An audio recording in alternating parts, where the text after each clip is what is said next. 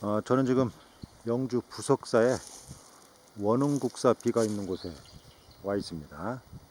부석사 원흥국사는 법명이 결흥이었는데요. 현재 전해지는 바에 의하면 964년에 출생을 해서 1053년에 입적한 걸로 이렇게 알려져 있습니다. 고려시대 부석사의 연역과 관련해서 가장 중요한 인물이라고 할 수 있는데요. 비는 이쪽에 있지만 부석사는 지금 바로 이쪽 서편 능선 아래쪽에 부석사가 위치하고 있습니다. 그러니까 부석사 경내를 중심으로 해서 동편 능선 아래쪽에 이와 같이 비를 건립을 했고요. 현재 원흥국사의 부도로 추정되는 승탑이 현재 위치에서 다시 서편 쪽의 능선 쪽에 위치하고 있습니다. 그러니까 두 개의 능선 아래쪽에 부도와 탑비를 함께 좌우에 쌍을 이루어서 건립한 게 아닌가 이렇게 추정이 되고 있는데, 비는 확실히 이게 원흥국사 비지만 부도는 원흥국사의 부도인지는 확실하지 않습니다. 어쨌든 이곳에 원흥국사 비가 있었는데요. 현재 파손이 많이 되었습니다. 관련 기록에 의하면, 그러니까 탑비문에 의하면 원흥국사는 12살에 출가를 했고요. 고려 성종 때 승과에 급제하로 해 28세에 대덕이 되었다고 합니다.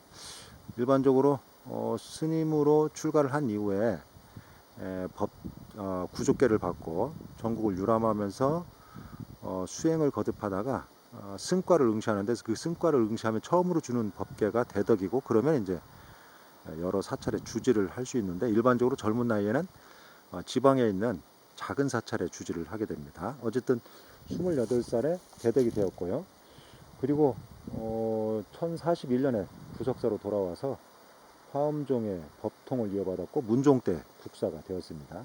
가장 불교계에서 큰 어른이 되었다는 거죠.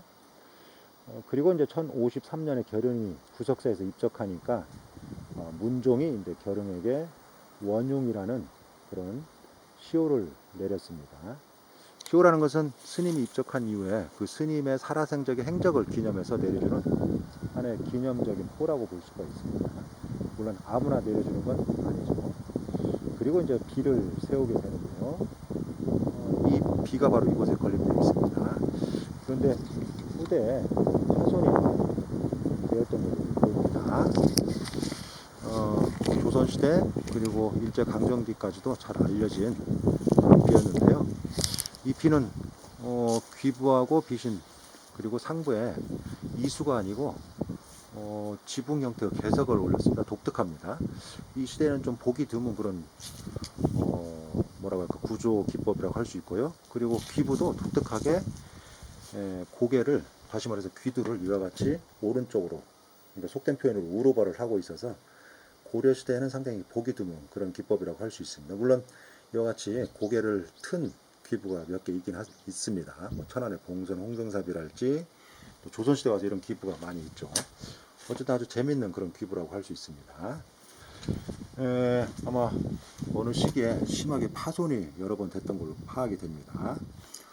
어쨌든 이 기부에서 주목되는 것은 고개를 머리를 오른쪽으로 틀었다는 것과, 그 다음에 귀부의 귀관문을 정교하게 촘촘하게 새겼는데, 표면에 보시는 것처럼 귀관문 안에 왕자를 새겼다는 게 독특합니다.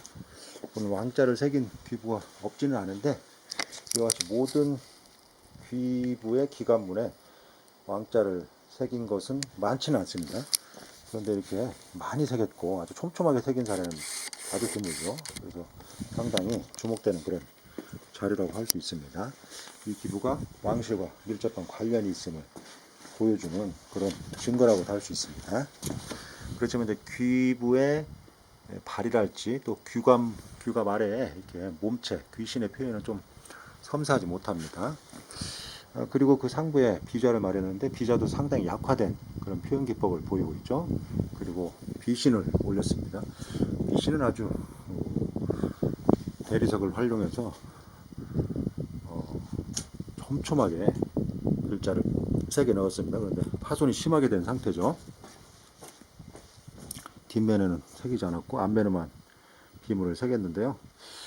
파손이 심합니다. 아마 후대에 여러 가지 일들이 있었음을 알 수가 있죠. 그리고 그 위에 이와 같이 비신과 개석에 홈을 마련해서 그 위에 개석을 올렸는데요. 이 개석이 아주 독특한 형태죠. 하부에 홈을 마련했습니다.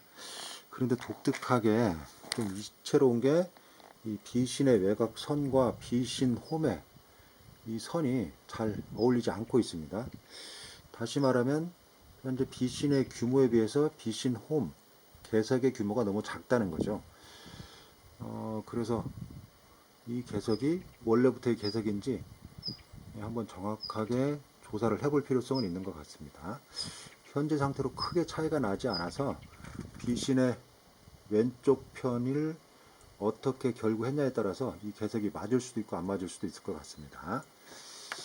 앞으로 좀 조사를 해봐야 될 것 같습니다. 왜냐하면 우리나라에 조선시대에 와서 비랄지 석조물이 파손돼서 중수된 경우가 많은데 원형대로 하지 않고 그냥 올려놓은 경우도 있고 또 새롭게 부재를 마련해서 한 경우도 있는데 안 맞는 경우도 사실은 많이 있습니다. 그리고 다른 석조물에 사용됐던 부재를 섞어 놓는 경우도 많기 때문에 우리가 면밀하게 검토를 해야 됩니다. 그래서 현재 전해지는 석조물의 양상이 그대로다고 생각하면 잘못된 거라고 할 수 있죠. 조금 더 검토를 해봐야 될 필요성이 있는데 이 원흉국사 비도 그런 것에 해당된다고 할 수 있을 것 같습니다.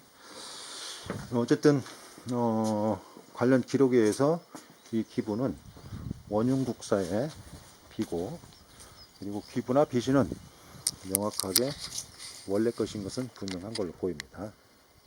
그리고 귀부를 고개를 틀어서 오른쪽을 바라보고 있다는 점이 독특합니다. 아주 재미있는 그런 귀부라고 할 수 있습니다. 그래서 고려시대에도 어떤 정형화된 것 외에도 거기서 벗어나는 좀 개방적이고 또 자유로운 그런 석조물도 장인들에 의해서 건립되어 있음을 보여주는 그런 조형물, 석조물이라고 할 수 있습니다.